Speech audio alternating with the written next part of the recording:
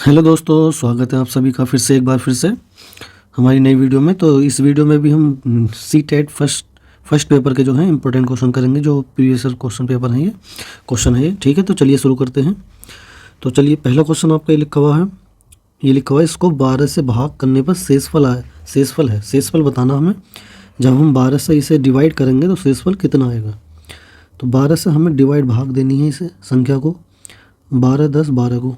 ठीक है, तो इसे डिवाइड करेंगे जब, तो 12 कम 12, यहाँ घटाएंगे तो कुछ नहीं बच रहा, जीरो बच रहा। अब ठीक है, जीरो को तो लिखो मत लिखो यो। अब उतारेंगे अगला नंबर हमने उतार लिया 1। अब 1 में डिवाइड करेंगे, 1 तो छोटी संख्या है 12 से, तो हम अब लगाएंगे जीरो अगली नंबर उतारने के लिए। अगली संख्या क्या है, जीरो। जीरो लिख लिया। अब भी छोटी संख्या रहेगी ये 12 से, 10 12 से छोटा। अब भी फिर जीरो लगाएंगे, अगला नंबर उतारेंगे 1। ठीक है, फिर 12 8 96, 12 8 96, माइनस करेंगे कितना बचेगा 5। अब अगला नंबर उतारेंगे 2, 12 चौक 48, बटे में 52 में से 48 घटाएंगे कितना बचेगा 4। यही आपका क्या है, शेषफल है, रिमाइंडर है। ठीक है, यही आपका क्या है, रिमाइंडर शेषफल, जो कि इसका ऑप्शन नंबर कौन सा सही हो जाएगा, तीसरा वाला सी। ठीक है, हमें डिवाइड करके शेषफल ही बताना, तो शेषफल आएगा हमारा। नेक्स्ट क्वेश्चन देखते हैं नेक्स्ट क्वेश्चन हमारे पास ये है, 4 और 1/3 समकोण में डिग्रियों की संख्या कितनी है। 4 यानी इसको ऐसे भी लिख सकते थे, 4 समकोण और 1 समकोण, 1/3 समकोण। इसका मतलब यही है लिखा हुआ, जो लिखा हुआ 4 समकोण 1/3 समकोण में डिग्रियों की संख्या बतानी है। 4 समकोण का मतलब, एक समकोण किसके बराबर होता है, एक समकोण आपका इक्वल होता है, एक समकोण इक्वल होता है 90 डिग्री के। ठीक है, ये याद कर लेना। अब यहाँ से हम कर रहे हैं, 4 समकोण है ये, 4 गुणा 90 डिग्री प्लस फिर 1/3 समकोण का मान 90 डिग्री के इक्वल है, तो हमें इसकी वैल्यू फाइंड करनी है। तो 4 से गुणा करेंगे। 4 समकोण का मतलब होता है पूरे 360 डिग्री, एक समकोण, फिर दूसरा समकोण, फिर ये तीसरा समकोण, ये चौथा समकोण, तो टोटल मिलाकर 360 हो जाता है। ये गुणा कर लेंगे तो 9 चौक 36, 360 डिग्री तो ये आ गया, प्लस इसे 3 से डिवाइड कर देंगे, 3 या 9 30 डिग्री आ जाएगा, 30 कम 30, तो इन दोनों को ऐड करेंगे कितना जाएगा, 390 डिग्री। 390 डिग्री आपको ऑप्शन नंबर जो है डी सही हो जाएगा। ठीक है दोस्तों, नेक्स्ट क्वेश्चन देखते हैं। नेक्स्ट क्वेश्चन हमारे पास ये है, एक संतरे का मूल्य 2.5 रुपये है, तो 3.5 दर्जन संतरों का मूल्य क्या होगा। ठीक है, एक संतरे का मूल्य दे रखा, एक संतरे का मूल्य, इसे कोई लैंग्वेज में तो लिखना नहीं है, कर दो बस फटाफट। एक संतरे का मूल्य कितना है, 2.5 रुपये है। ठीक, तो ये पूछ रहा है हमसे कि 3.5 दर्जन का कितना होगा। 3.5 दर्जन, एक दर्जन में कितने होते हैं 12, 2 में कितने हो जाएंगे 24, 3 में कितने हो जाएंगे 36, लेकिन और आधा दर्जन में कितने हो जाएंगे, आधा दर्जन में 6 होते हैं। तो 3.5 दर्जन में जब मिलाएंगे, 3 दर्जन ये और आधा दर्जन ये, तो कितने हो जाएंगे 42 हो जाएंगे। तो 42 संतरों का मूल्य हमसे पूछा जा रहा है कितना होगा। एक का इतना है, तो 42 का 42 से गुणा कर देंगे इसकी। अगर हमें 42 का चाहिए तो 42 से मल्टीप्लाई कर देंगे। अब जब हम मल्टीप्लाई करेंगे तो 42 की 25 से मल्टीप्लाई कर देंगे, 5 दूनी 10 का 0, 5 चौक 20, 5 चौक 20 और 1 21, 2 दूनी 4, 2 चौक 8, जोड़ेंगे ना, ये आ जाएगा 105 0। अब हमारे पास जो लग रहा है यहाँ पर पॉइंट लग रहा है एक डिजिट से पहले, तो दाईं तरफ से एक डिजिट से पहले लगा देंगे, तो इसका जो आंसर आ जाएगा वो आ जाएगा 105 रुपये। 105 रुपये आपका ऑप्शन नंबर पहला वाला सही हो जाएगा। ठीक है दोस्तों, हमें जो गुणा करनी थी, इसकी गुणा करनी थी ये। जब हम इसकी गुणा कर रहे हैं तो 25 का पहाड़ा बहुत आसान होता है, 25 के पहाड़े से भी कर सकते हैं। 25 दूनी 50, 25 चौक का 100, 100 और 5 कितने हो जाएंगे 105। एक से पहले पॉइंट लगाना है, लग जाएगा। ठीक है, ठीक है दोस्तों, चलिए नेक्स्ट क्वेश्चन करते हुए आगे बढ़ते हैं। नेक्स्ट क्वेश्चन हमारे पास ये है लिखा हुआ, एक चॉकलेट के 12 बराबर भाग हैं। मंजू ने इसका 1/4 भाग अंजू को, और इसका 1/3 भाग सुजाता को, इसका 1/6 भाग फिजा को दे दिया। तो मंजू के पास अब चॉकलेट के बचे भाग कितने हैं? ठीक है, तो बचे भाग लिख देता हूँ डायरेक्ट, बचे भाग बराबर टोटल भाग कितने हैं? 12। ठीक है, माइनस उस 12 में से उसने 1/4 भाग अंजू को दे दिया, 1/4 प्लस फिर उसका ही 1/3 भाग सुजाता को दे दिया, 1/3 प्लस फिर उसका 1/6 भाग 12 का ही 1/6 1/6 6वां भाग फिजा को दे दिया। तो उसके पास शेष भाग कितने वो बच जाएंगे? इसे सोल्व करना बस हमें। तो जब हम इससे इसे काटेंगे 3 बार कटेगा, 3 से काटेंगे 3 चौक 12 4 बार कटेगा, फिर 3 कम 3 4 कम 4 1 से गुणा हो रही ना, 6 से काटेंगे 2 बार, 2 कम 2 आ जाएगा ये। इसके बाद अब तो इसे ऐड कर लेना, 3 4 7 और 2 9 9, 12 में से 9 घटा देंगे 3, यानी उसके पास 3 भाग अभी भी बच रहा है। ठीक है, तीसरा यानी ऑप्शन नंबर जो इसका बी है वो राइट हो जाएगा 3। ठीक है दोस्तों, चलिए नेक्स्ट क्वेश्चन देखते हैं अब हम। नेक्स्ट क्वेश्चन हमारे पास ये है, नेक्स्ट क्वेश्चन हमारे पास ये है, इसे करते हैं हम। 100 के सभी गुणनखंडों का योगफल हमें बताना है। तो यदि अगर आपके पास कोई भी फॉर्मूला याद नहीं है तो हम इसे कैसे करेंगे? तो हमें सबसे पहले इसे करने के लिए हम इसे ये चेक करेंगे, इसके गुणनखंड पता करने हैं ना हमें। तो ये कौन कौन सी संख्या से डिवाइड हो जाएगा? 1 से तो सारी संख्याएं कट जाती हैं, तो 1 इसका गुणनखंड हो गया। अब 100 जो है 2 से भी कट जाती है, 2 से काटेंगे 50 बार कटेगी, तो 2 भी इसका गुणनखंड हो गया। 3 से तो नहीं कटेगी, 4 से भी 4 से कट जाएगी ये संख्या, 4 दूनी 8, 2 बचेगा, 4 पंजे 20, 4 भी हो गया। ठीक है, ये संख्या हमारी 5 से भी कट जाएगी, 5 दूनी 10 20 बार, 5 भी हो गया। ये संख्या हमारी 6 से नहीं कटेगी, 7 से नहीं, 10 से कट जाएगी, 10 से कट जाएगी 10 बार, तो 10 भी हो गया। ये संख्या हमारी जो 100 है वो 20 से भी कट जाएगी, तो 20 भी हो गया। ये संख्या हमारी 25 से भी डिवाइड हो जाएगी, 25 चौका 100, तो 25 भी इसका फैक्टर हो गया। ठीक है, अब ये संख्या हमारी 50 से भी कट जाएगी 2 बार, 50 दूनी 100, तो 50 भी हो गया इसका फैक्टर। ये संख्या हमारी 100 से भी खुद से भी कट जाएगी 1 बार, तो 100 भी हो गया। ठीक है, अब इन सबको ऐड कर लो, तो 100 150 या ऐसे कर लो एक एक करके, 1 और 2 3, 3 और 4 7, 7 5 12, 12 और 5 17, 17 का 7, 80 लगा 1, 1 और 2 3 और 2 5, 5 और 5 10, 10 और 1 11 का 1, 80 लगा 1, 1 और 1 2, 217 इसका योग हो जाएगा सभी फैक्टर्स का। तो इसका ऑप्शन नंबर बी जो है राइट हो जाएगा। अब हम दूसरे तरीके से देखते हैं। एक तरीका ये 100 था, 100 के हमें फैक्टर सभी जितने भी फैक्टर थे इसका योग निकालना है, उनके गुणनखंडों का योग, सभी गुणनखंडों का योग। तो इसके फैक्टर करेंगे हम। 10 के हमें पता फैक्टर 2 गुणा 5 होते हैं, तो इसमें 2 10 हैं, 10 गुणा 10, तो इसके 2 गुणा 5 और इसके भी 2 गुणा 5, यानी इनके जो फैक्टर आगे 100 के वो आगे 2 की पावर 2 गुणा 5 की पावर 2। ठीक है, तो अब लिखेंगे सभी गुणनखंडों का योग,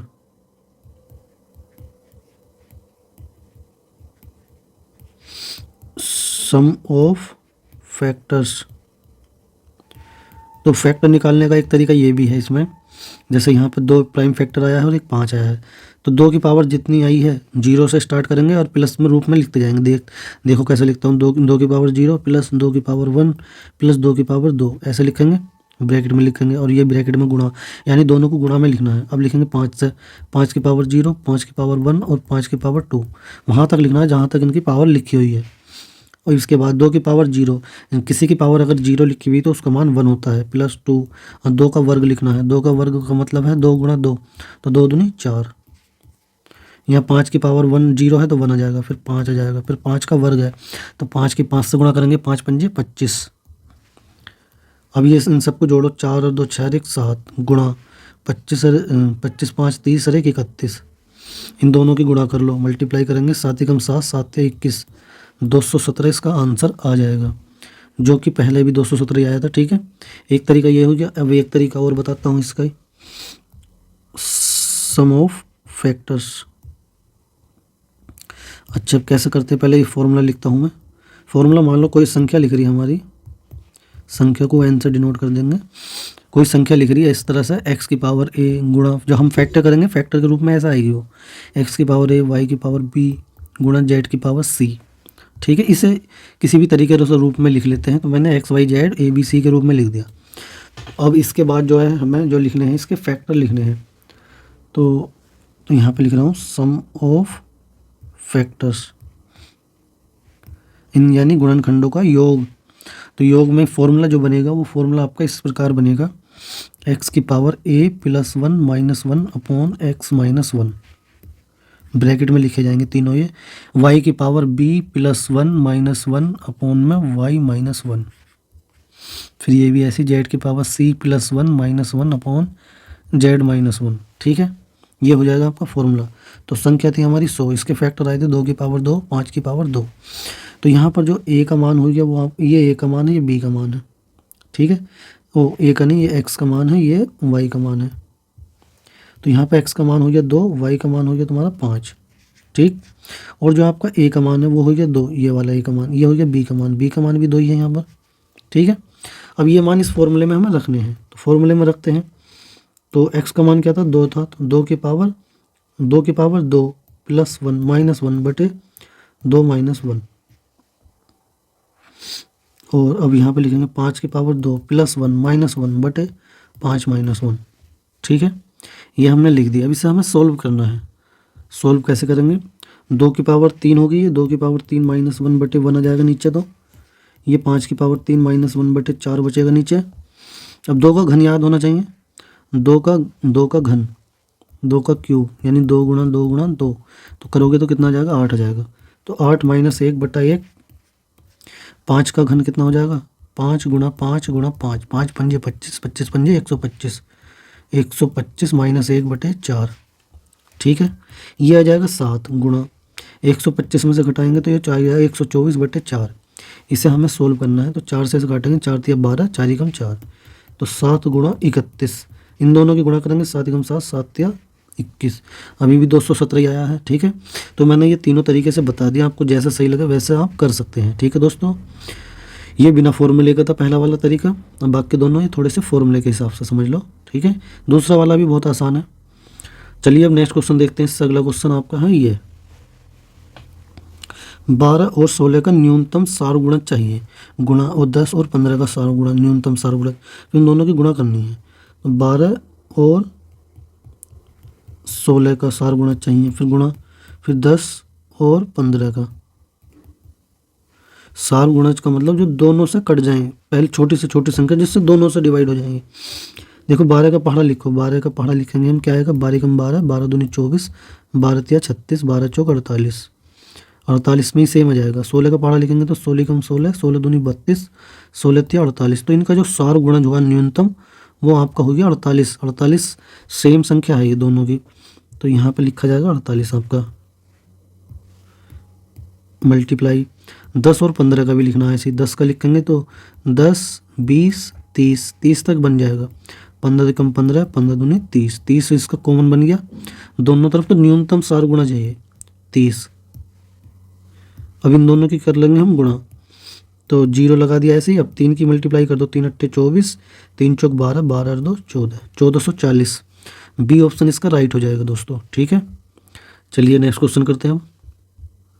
नेक्स्ट क्वेश्चन हमारे पास ये है, 24, 24 में 2 के स्थानीय मानों का योगफल हमें चाहिए। 24, 24 इसमें 2 के स्थानीय मानों का योगफल, तो इसका स्थानीय मान चाहिए, तो 2 के बाद जितने डिजिट लिख रहे हैं इतने 0 लगा दो। इसका स्थानीय मान चाहिए आपको, तो कितने डिजिट हैं इसके पीछे, 3 है, तो 3 0 लग जाएंगे। अब इन दोनों को ऐड करना है, ये 2000 है, ये 20 है, तो ये कितना हो जाएगा, 2020 हो जाएगा। 2020 यानी ऑप्शन नंबर आपका सी जो है वो राइट हो जाएगा। ठीक है, चलिए नेक्स्ट क्वेश्चन देखते हैं। अगला क्वेश्चन आपका यह है, 2 वर्गों का परिमाप, एक का 12 सेंटीमीटर है, एक का 24 सेंटीमीटर है, तो बड़े वर्ग का क्षेत्रफल छोटे वर्ग के क्षेत्रफल से कितना गुना है। तो ये वर्ग जो होता है आपका, इसकी सारी जो साइड है वो इक्वल होती हैं। अगर वर्ग की भुजा ये ए है, ये भी ए, ये भी ए, ये भी ए होगी, इसके सारे चारों कोण भी इक्वल होते हैं, ये वर्ग होता है। तो इसका जो हमारा परिमाप होता है वर्ग का, फॉर्मूला वो होता है चारों भुजाओं का योग, ए प्लस ए प्लस ए प्लस ए, जोड़ोगे ना 4 ए आ जाएगा। इसे हम 4 गुणा भुजा भी लिख सकते हैं, भुजाई तो थी हमारी ये। ठीक है, तो ऐसे 2 वर्ग बने हुए हैं ये तो मैंने फॉर्मूला समझा दिया आपको। अब ऐसे एक का परिमाप दे रखा है 12, एक का दे रखा है 24, तो हमने P1 को मान लिया 12 सेंटीमीटर दे रखा है हमें परिमाप। P का मतलब परिमाप, पेरीमीटर, ये 12 सेंटीमीटर, और P2 जो है वो 24 सेंटीमीटर है। तो दोनों का इसका एरिया निकालना है और इसका भी एरिया निकालना है ऐसा, ठीक है। और दोनों को देखना है वो कितना गुना है दूसरा वाला। तो इसका एरिया निकालने के लिए एरिया होगा है भुजा का स्क्वायर, भुजा का स्क्वायर, ठीक है। यानी आप ए का स्क्वायर भी कह सकते हैं फॉर्मूले के अनुसार। तो इसकी जो भुजा आई थी वो कितनी आ गई थी। अब हमें भुजा निकालनी है इनकी, ये तो मैंने फॉर्मूले बता दिए यहाँ पर। A2 का भी निकाल लेंगे तो इसका भी भुजा का स्क्वायर, ठीक है। अब हमें इनकी भुजा साइड जो है वो फाइंड करनी है। तो पहला P1 जो परिमाप था वो 4 A के अनुरूप दे देते हैं उसे, ठीक है। वो कितना दे रखा 12। तो यहाँ से जो भुजा है इसे 4 गुना भुजा भी लिख सकता हूँ मैं, आप यहाँ पे कंफ्यूज ना हो। 4 गुना भुजा बराबर 12, यानी भुजा निकालने के लिए आपको 4 से इसे भाग देनी पड़ेगी। 12/4, 4 तिया 12। तो भुजा जो आ जाएगी इसकी वो आ जाएगी 3 सेंटीमीटर। अब इसकी भुजा निकालनी है तो इसमें भी 4 गुना भुजा लिखेंगे और बराबर कितना दे रखा था 24। तो भुजा का मान इसका जाएगा 24/4। 4 से भाग देते हैं भुजा निकालने के लिए, 4 से काटेंगे, 4 छंग 24। तो इसकी जो भुजा है वो आ जाएगी 6 सेंटीमीटर, ठीक है। दोनों की भुजा आ गई। तो अब हम निकाल देंगे परिमाप, वो क्षेत्रफल। इसका जो क्षेत्रफल था भुजा का स्क्वायर फॉर्मूले के अनुसार, इसका क्षेत्रफल ये भी भुजा का स्क्वायर। तो इसकी भुजा आई 3 का स्क्वायर, ठीक है। इसकी भुजा आई थी हमारे पास 6, तो 6 का स्क्वायर। 3 का स्क्वायर कितना होता है 3 गुणा 3, यानी 3 तिया 9। मैं ये सब चीज़ करके दिखा रहा हूँ आपको, आप जितना जल्दी हो सके उतना करें। A2 6 छंग 36, 36 आई गया। अब ये जो 9 है और ये जो 36 है, तो 9 36 से कितना गुना है, यानी हम किस संख्या से गुणा करें तो ये आ जाए, तो 4 से गुणा करनी पड़ेगी हमें। 9 चौक 36, तो इसका मतलब ये 4 गुना है ये, ठीक है। 4 गुना है ये आपका। इसका जो राइट आंसर हो जाएगा ऑप्शन नंबर बी हो जाएगा, ठीक है। मैंने ये टाइम ले लेता हूँ मैं कुछ क्वेश्चन करने के लिए, क्योंकि मुझे फॉर्मूला भी बताना होता है, तो फॉर्मूला आप लिख सकते हैं, ठीक है। चलिए नेक्स्ट क्वेश्चन देखते हैं। नेक्स्ट क्वेश्चन हमारे पास ये है, गुणनफल 140 गुणा 101 में क्या जोड़ा जाए जिससे कि प्राप्त हमें ये इतना हो जाए, यानी कि 140 गुणा 101 में ऐसा क्या जोड़ें। तो हमने मान लिया x जोड़ें, जिससे इनका योगफल कितना हो जाएगा 144 14, ये लिखा हुआ है, ये प्राप्त हो जाएगा। तो हमें x का मान हमें यहाँ से निकालना है। x का मान निकालने के लिए ये संख्या तो ऐसे लिख देंगे, यानी ये वाली जो संख्या भी इधर आ जाएगी राइट साइड में, तो यहाँ प्लस की तो इधर आकर माइनस की हो जाएगी। इन दोनों की गुणा कर लेंगे, मल्टीप्लाई करेंगे, इन दोनों की गुणा कर लेंगे मल्टीप्लाई। तो अब इनकी यानी 0 तो पहले लग जाएगा, 0 इसमें ये लग रहा है ना, यहाँ 0 तो लिख दो आप। अब हमें 14 की गुणा करनी है 101 से, तो इनकी मल्टीप्लाई कर लो। 4 कम 4 0, 4 कम 4 1 0 1, 4 1 5 1, कितना जाएगा 1 5 1 4 और 0, ठीक है। 0 तो हमने पहले लिख दिया था ये। अब इसमें से इस संख्या में से ये संख्या हमारी माइनस करनी है।